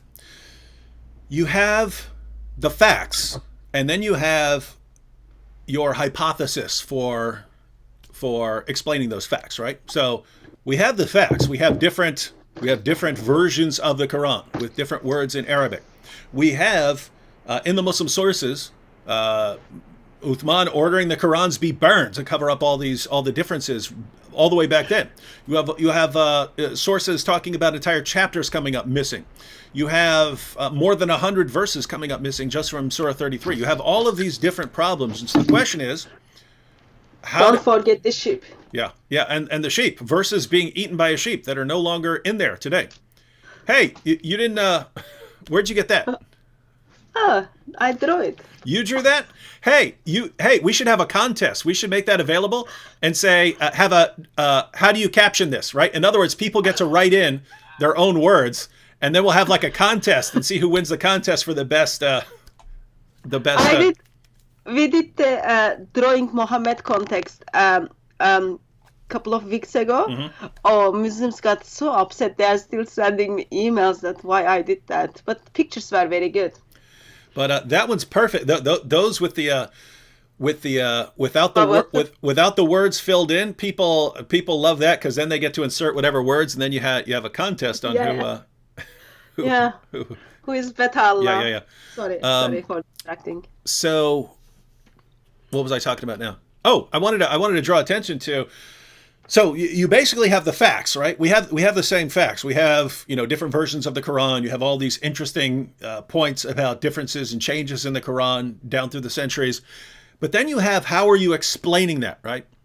Shabir is explaining it by saying, well, maybe lots of Muslims were just allowed to, memorize the gist, and that's how they ended up passing on the way they memorized it, which wasn't the precise wording, and so they ended up with these differences, and that's why Uthman eventually had to burn all these things. Keep in mind, that's not what the Muslim sources say. The Muslim sources don't say, and Muhammad revealed it, and then people just memorized it in whatever way they want, right? That's a theory that Shabir is using to explain the evidence, right? But there are problems with Shabir's explanation. There are problems with Shabir's hypothesis, namely that even the best reciters of the Quran did not agree with the Quran that was put out. So I'm just going to give one example because we've been going an hour and a half already and we still have a couple more video clips to get through. But let me give you one example. This is Jami' at-Tirmidhi, number 3104. And this is actually a long section. I want to get to this point, this quotation at the down towards the end from Ibn Masud. Right? So this is a quotation from Ibn Masud here. Now, who is Ibn Masud? Muhammad was asked, who should we learn the Quran from? Muhammad said, if you want to learn the Quran from anyone, learn it from 4 people. And the top person on his list, the best reciter of the Quran, according to Muhammad himself, was Ibn Masud, Abdullah ibn Masud. So notice this part right here. Az-Zuri said, so this is after Zayd ibn Thabit came out with his edition of the Quran, and Uthman orders Muslims to hand over their copies of the Quran so they can be burned. And Uthman is issuing an official version of the Quran, which ultimately comes down, that changed too over time, but it's basically the Quran that Muslims want to go back to today. Az-Zuri said, Ubaydullah bin Utbah informed me that Abdullah ibn Masud disliked Zayd ibn Thabit. Copying the Musahif. So that's Zayd ibn Thabit. That's the guy who your Quran goes back to today, Muslims, right? Abdullah ibn Masud disliked Zayd ibn Thabit copying the Musahif. And he said, "O you Muslim people, avoid copying the Mus'haf and recitation of this man." So you have the recitation, then you have the Mus'haf, which is the physical copy of the Quran, so an actual written text. Avoid copying the Mus'haf and recitation of this man. By Allah, when I accepted Islam, he was but in the loins of a disbelieving man. In other words, I was learning the Quran from Muhammad when this guy's not even born yet, meaning Zayd ibn Thabit. And it was regarding this that Abdullah ibn Masud said, "O people of Al-Iraq, keep the Musahif that are with you and conceal them. For indeed Allah said, and whoever conceals something, he shall come with what he concealed on the day of judgment." So meet Allah with the Musahif. Now, notice what Abdullah ibn Masud here said. "O people of Iraq, keep the Qurans that are with you." What Qurans are with them? These are the Qurans that Uthman is ordering people to hand over and burn so that he can issue the Zayd ibn Thabit international version, right? And Ibn Masud is saying, don't hand over your Quran so these people can destroy them. Keep the Qurans that you have with you. Don't take their Quran. Don't accept their Quran from them. What Quran is that? That's the Quran that Muslims use today. Now, this is amazing, ladies and gentlemen, because you got 2 possibilities here. Either Muhammad knew what he was talking about with the Quran, or he didn't. If Muhammad knew what he was talking about, then the best reciter of the Quran, the guy who knew the Quran best, was Abdullah ibn Masud. Abdullah ibn Masud looks at your Quran today and says, don't take that. Take this one that they're trying to burn.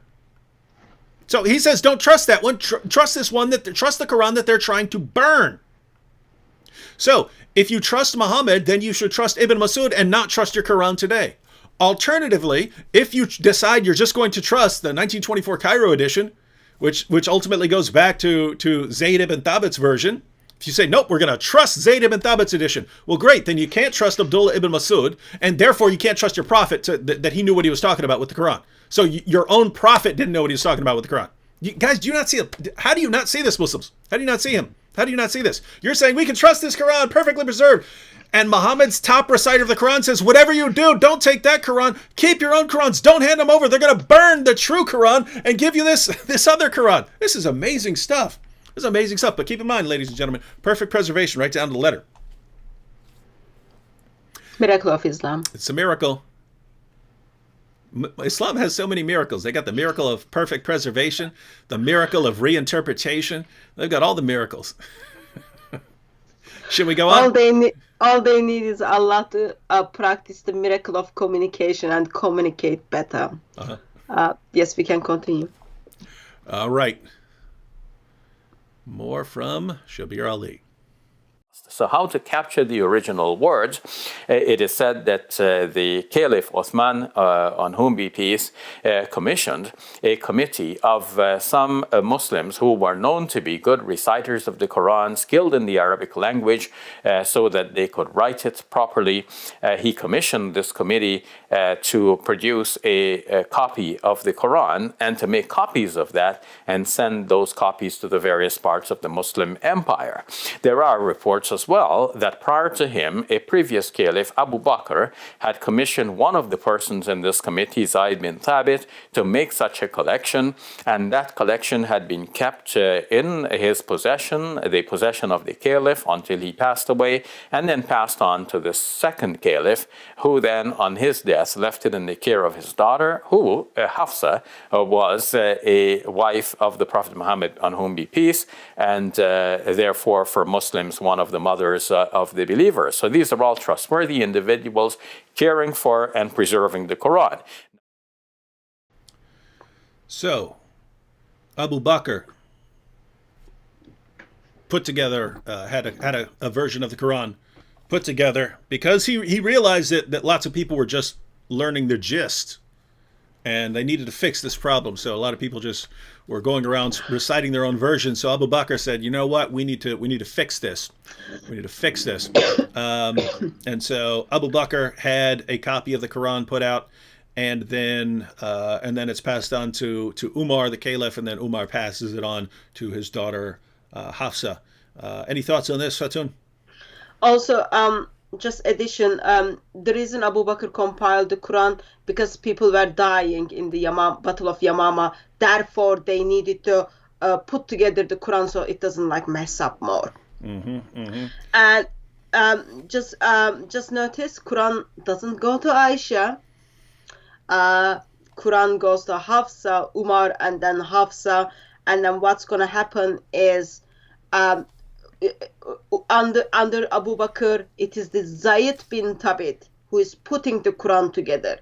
And that is the guy Ibn Masud says in Timida Khan, I don't trust this guy. And Shabir Ali just expressed they were all trustworthy. According to early Muslims, no, he wasn't trustworthy. Absolutely. And let me just give you a quote on what Hatun mentioned there. This is from Ibn Abi Dawud's Kitab al-Masahif. So basically when Muhammad died, then a bunch of people who had only converted to Islam because they were terrified of Muhammad thought that they could leave Islam. And so Abu Bakr launched what were called the apostate wars. And so he has to go fight all kinds of groups. Anyway, Abu Bakr has to go out and fight at the battle of, we say Yamama, specifically because if we say Yamama, then a bunch of you go, oh, you said Yamama, right? So we say Yamama, but here's a passage from Ibn Abi Dawud's Kitab al-Masahif. So basically, Abu Bakr sends Muslims who had the Quran memorized out to fight in this battle, and they get slaughtered. They ultimately win, but so many of the people who had parts of the Quran memorized died that parts of the Quran were lost forever. And why is this relevant? Well, because what Muslims believe today is there were all kinds of companions who had the entire Quran memorized. And they all survived for years. Well, let's read what your own sources say. Ibn Abi Dawud's Kitab al-Masahif.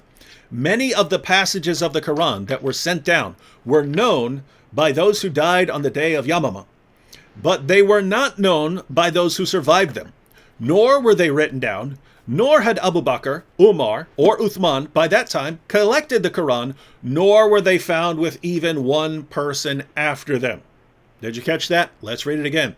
Many of the passages of the Quran, of what? Passages of what? Of the Quran, that were sent down to Muhammad were known by those who died on the day of Yamamah. So they were known by people who were in that battle, Muslims who were in that battle, who died in that battle.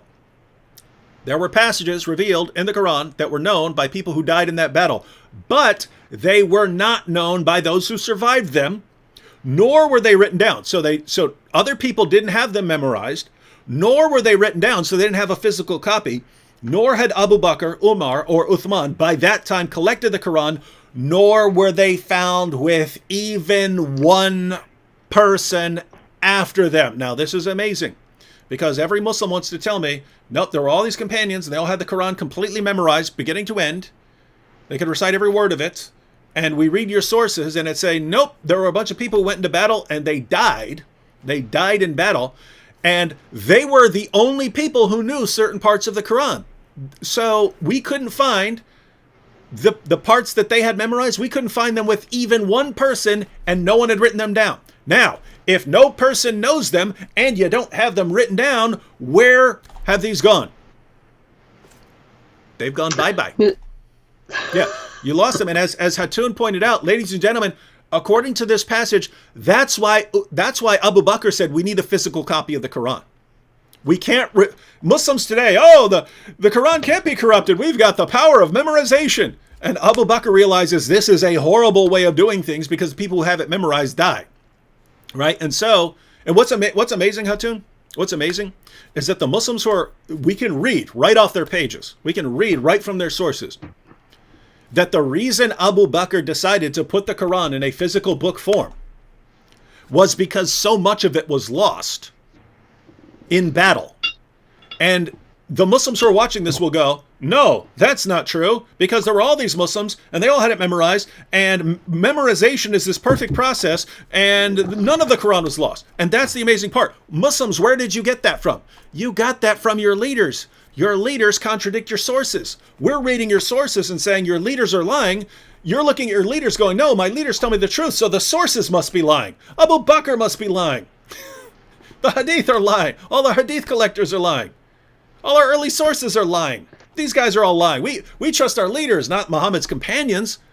You understand how, gosh, this is so amazing. Our leaders say perfect preservation right down to the letter. All our sources say that's complete load of nonsense. We'll believe our leaders, not our sources, not Muhammad's companions, not Aisha when she talks about verses being eaten by sheep, not Aisha when she talks about more than 100 verses coming up missing from Surah 33 when they realized that all the people who had memorized those verses were dead. Who cares what our sources say? We'll stick with our leaders who lie to us non-stop every day of our lives. What is this religion that it convinces you to listen to non-stop liars? All right, go ahead, Hatu. Sorry, I had to go on a little rant. The part of the Quran which you said bye-bye because people, when they died, they took the Quran with them.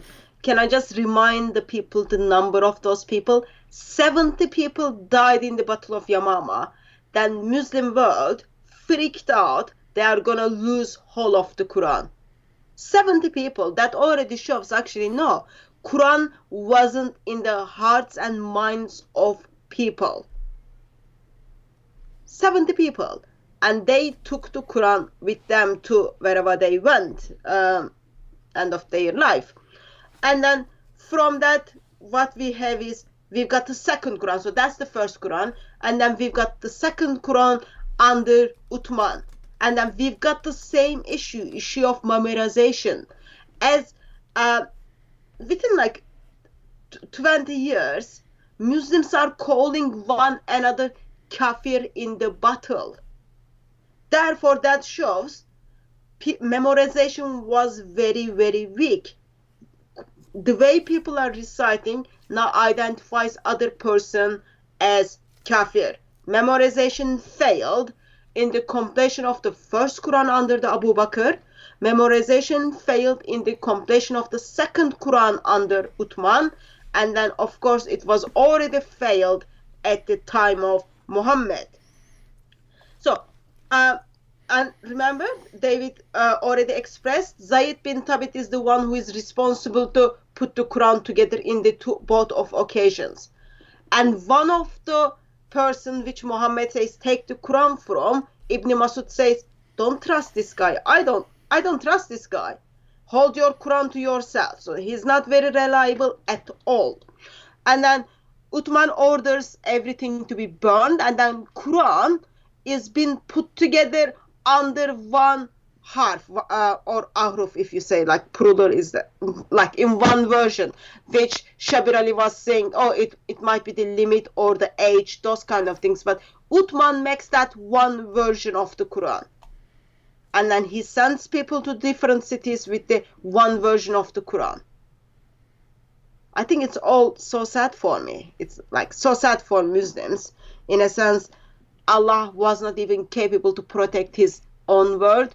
Muhammad was not even giving attention to the Quran, which he was going to give it to the Muslims. Yet today's Muslims simply say it is perfectly preserved by memory as well as by written. Mm-hmm. Here we have again from Three Idiots. That's just the name. I'm not calling anyone idiot here, but the name is Three Idiots. Again, I'm assuming this is joking, ladies and gentlemen, but this would be a typical Muslim response. David, obviously you are lying, or show us where does it say that all the Hufaz have died. So Hufaz are the people who've memorized the Quran. Yeah, that is what you are claiming. Hadith said Hufaz are dying, not died. No, that's not the passage we read. Again, Ibn Abi Dawud, Kitab al-Masahif. If you understand words, many of the passages of the Quran that were sent down were known by those who died on the day of Yamama.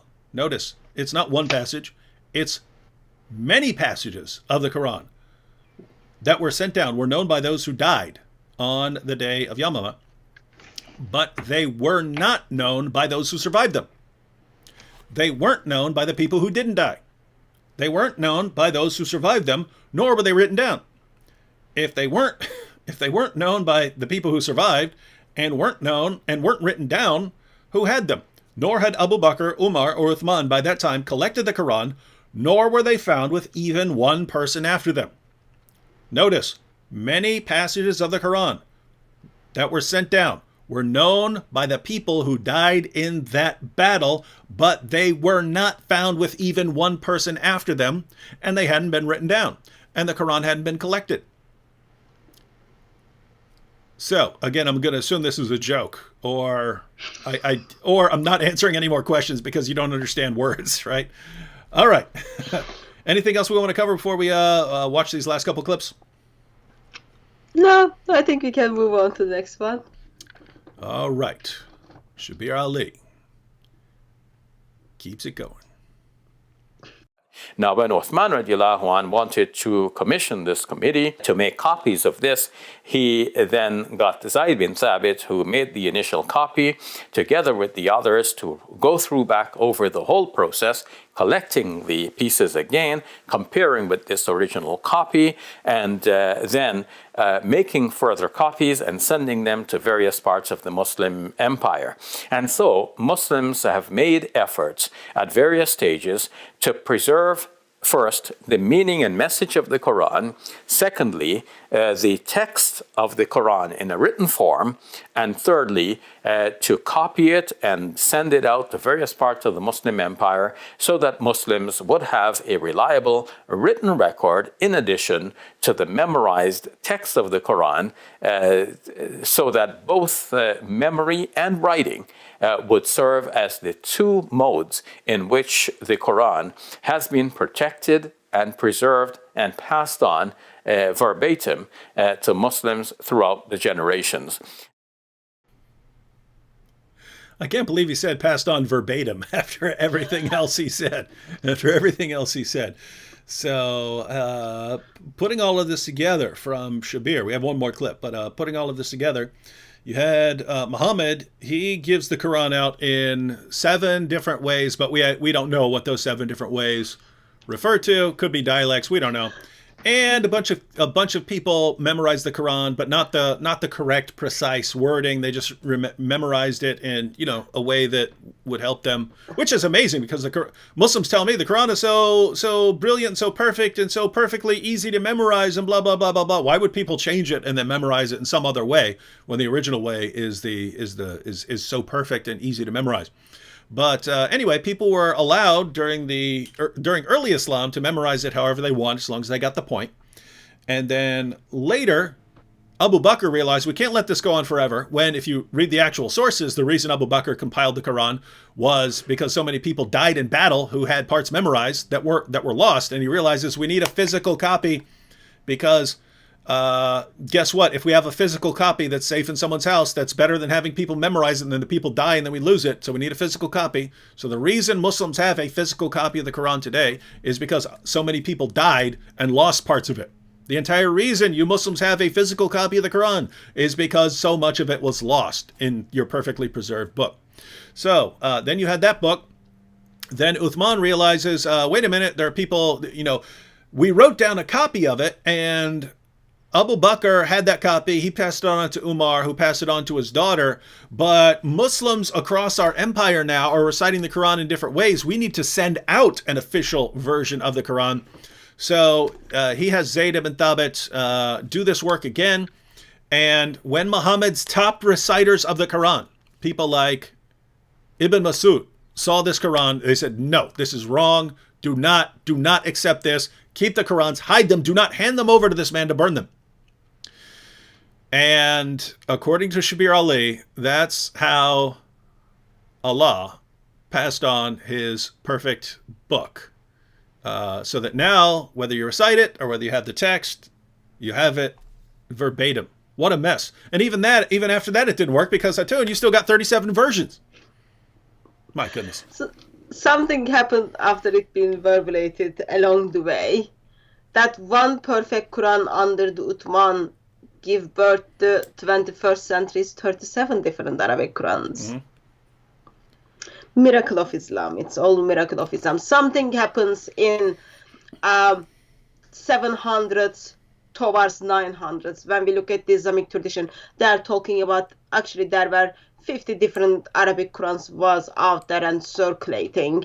In somehow the Quran which Muhammad, just a side note by the way, Uthman's Quran is not seen by Muhammad because Muhammad was long way dead. Abu Bakr's Quran was not seen by Muhammad, and he never said, yeah, this is the one perfect Quran, I give permission, because Muhammad was long dead. Mm-hmm. Even though they try to put the one perfect Quran, in somehow things happened, even in 1400s. Muslims give birth to different Arabic Qurans. Mm-hmm. And so, ladies and gentlemen, this just looks like one massive mess. It looks like the messiest process you could possibly come up with, right? Hey, I'm going to give you the perfect book. It's a perfect reflection of the perfect book, the perfect tablet that's in heaven. And I'm going to reveal it in 7 different ways. And you don't have to memorize it the way I reveal it. You can memorize it however you want, because later Muslim leaders who weren't even given permission by me are going to come along and they're going to destroy all the versions they don't like. And even my top scholars, my top experts on the Quran, they're going to disagree with this Quran, but don't listen to them. Listen to the other guys. And then after they burn all the evidence so that no one can even look into this, and after centuries of changes and rechanges and all kinds of changes upon changes, you'll eventually get down to the 20th century. And then I want you to take one book, completely ignore all the other versions, and lie about everything. And that is the miracle of Islam. So how would you respond to the basic objection on, so if even the time of Muhammad, let's say Quran revealed in 7 different ahruf, and in somehow in early Muslims had more than one Quran, which Quran is the correct one? Or how can still, while Allah reveals in the 7 different ways, still he's got one eternal tablet there. How do you do this calculation? 1 plus 1 plus 1 plus 1 plus 1 plus 1 plus makes 1. Yeah, so that's another, Muslims have a lot of these problems, but yeah, if you have these 7 different ways and these are all somehow one tablet in heaven, then yeah, it's 1 plus 1 plus 1 plus 1 plus 1 plus 1 plus 1 equals 1. It's a miracle, another miracle. So yeah, wow, ladies and gentlemen, perfect preservation, right down to the letter. All right, we got one more clip. Should we watch it? Yeah.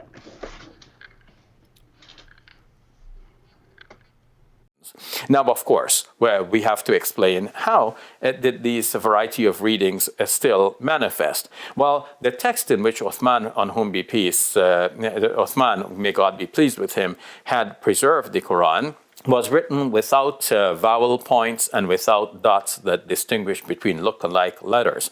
We'll have to come back in a subsequent segment to explain this in further detail, but in a nutshell, the text that Uthman prepared could be interpreted, could be read in a variety of ways, and that's one of the reasons why we have, surviving to this day, a variety of recitations, some of which may go back to the time of the Prophet Muhammad, on whom be peace. In fact, it is a common Muslim belief that we are not allowed to invent anything in the Quran, and it is generally presumed that all of these readings must somehow go back to the early teachers, even those within the lifetime of the Prophet Muhammad, on whom be peace, those who heard the Quran directly from the Prophet, peace be upon him, himself, the messenger of God.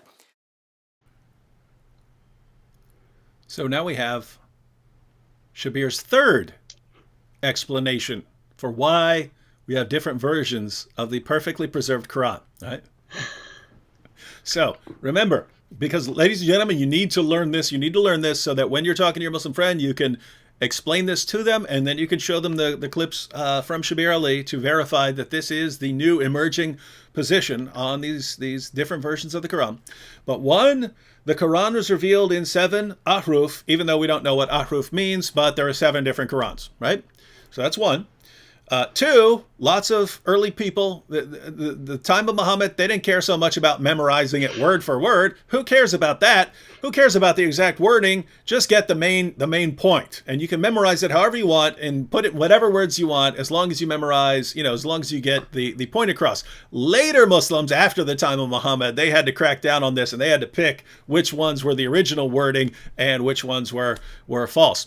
And then, so those were 2 of Shabir's responses. But then even in the Quran that's sent out by Uthman, remember when he burned all of the other ones, and then he sends out his official version, and then there are Muslims like Ibn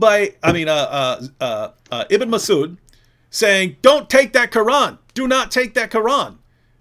Keep your Qurans. Don't hand them over. They're going to burn your Qurans, right? He's saying, don't accept this new Quran, accept the Quran that you already have. So notice that this is a key point. This isn't simply someone who memorized the Quran in some, to get the gist, and he had the wrong Quran, and so his Quran needs to be burned. This is Muhammad's top reciter of the Quran. If anyone knows the Quran, it's this guy. He's saying, don't take their version, keep the version that I gave you. And Uthman is saying, no, hand those over so I can burn them, right? This is a mess no matter what you're doing, right? But even in this version that's put out by Uthman, you don't have the diacritical marks. And without those marks, the words can be different things. In other words, you guys understand, in Arabic, there are all these, they put these dots in different places and so on. And depending on where those dots go, the words mean different things. Well, Uthman sends out his Quran, but it doesn't have the marks. And therefore, you don't know what the words mean. And so Shabir is saying, this is another source of the differences that we have today in different versions of the Quran. Part of the reason we have different versions of the Quran today is because they didn't have the marks back then. Later Muslims put them in, but different Muslims put in different marks and came up with different versions of the Quran. And so now we have 3 separate ways we ended up with different versions of the Quran, even though according to Muslim apologists and almost 100% of Muslims worldwide, the Quran has been perfectly preserved right down to the letter from the time it was revealed to Muhammad. Hatun, What do you got? Can I just question something he said? He's talking about text is the one which gives birth to the different recitations. So it is Uthman's text without dots, without any diacritical marks, giving birth to the different recitations. It has nothing to do with like just the recitation by itself. And of course, in the beginning, like he expressed, actually, we don't know what is Aruf. Scholars are arguing about it, and at the end, Allah knows best. But what we have is now, he thinks, okay, this is all the Aruf, and then as you add the dots, it's gonna come together in 7 different ways or in 10 different Arabic Qurans. But just if anyone speaks Arabic and kind of knows the basics, from one Arabic like dots with letter without dots, you can actually simply just change the place of the dots and then put together 29 different words. That would be like letter nun, which is like smiling face without dots. In Arabic, just put those 3 letters together. You can put together 29 Arabic words. Okay, that's the text of Uthman without any dots. You can produce lots of ways. But even before you go to that one, in Arabic, fight, kill, meet, and elephant are the same consonantal letters.